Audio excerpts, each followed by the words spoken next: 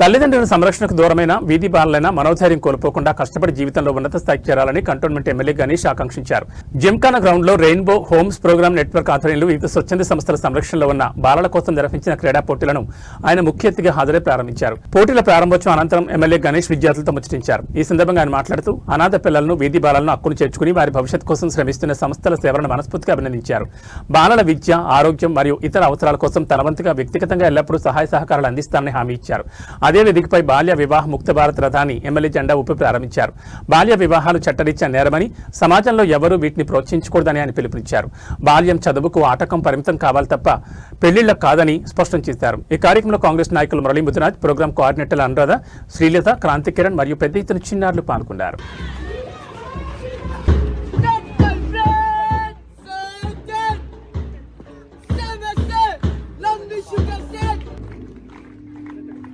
Anuradha madam, drums ఒక నిమిషం నాన్న, డ్రమ్స్ ఒక నిమిషం నాన్న. Anuradha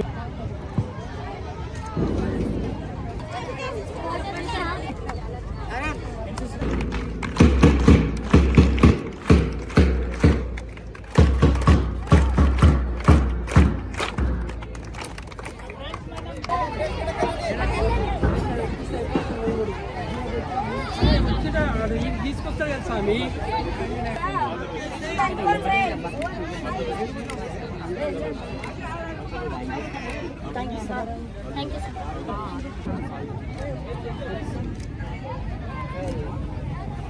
Toss rod for AHB choice code.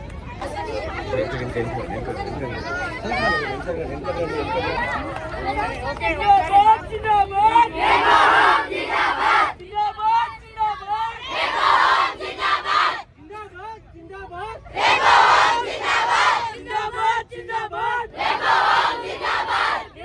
ముఖ్యంగా ఈరోజు రెయిన్బో హోమ్స్ ఏదైతే స్పోర్ట్స్ మీట్ పెట్టారో దాంట్లో పాల్గొంటున్న ప్రతి ఒక్క క్రీడాకారులకి, స్టూడెంట్స్ అందరికీ నా యొక్క హృదయపూర్వకంగా నమస్కారం.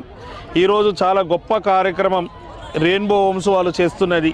రెయిన్బో హోమ్స్ వాళ్ళు మామూలుగా అయితే ఎక్కడైనా స్పోర్ట్స్ మీట్ అంటే స్కూల్స్, కాలేజెస్ వేరే వేరే దగ్గర ఉంటుంది. ఇక్కడ వీరందరినీ ఎవరైతే తల్లిదండ్రులు లేరో, ఎవరికైతే ఏ ఆశ్రయం లేకున్న వారికి, నిరాశ్రయం ఉన్న వాళ్ళని అందరినీ దగ్గర తీసి చదివించడమే కాదు, క్రీడలతో పాటు మంచి ఉపాధి కూడా కల్పిస్తూ రాష్ట్రంలోనే కాదు, దేశంలోనే కాదు, ఇందాకనే తెలిసింది ప్రపంచంలో వేరే వేరే దేశాల్లో కూడా ఇంటర్నేషనల్ గేమ్స్ కూడా ఆడిన వాళ్ళు, ఇంటర్నేషనల్ వెళ్ళిన వాళ్ళు కూడా ఉన్నారంటే వీరి కృషి మామూలు కాదు. ఈ సందర్భంగా వాళ్ళందరికీ హృదయ హోమ్స్ ఏ విధంగా అయితే పేద విద్యార్థుల గురించి, విద్యార్థినులు కష్టపడుతున్నారో, సహాయం చేస్తున్నారో, అదే మాదిరిగా సమాజంలో అందరు ఇలానే భాగస్వామ్యమై ఇలా సహాయ సహకారాలు అందించినప్పుడు సమాజం మొత్తం బాగుంటుంది. కాబట్టి వీరిని ఆదర్శంగా తీసుకోవాలి. మనం మన గురించి జీవిస్తే ఇంటికే పరిమితం అవుతాం.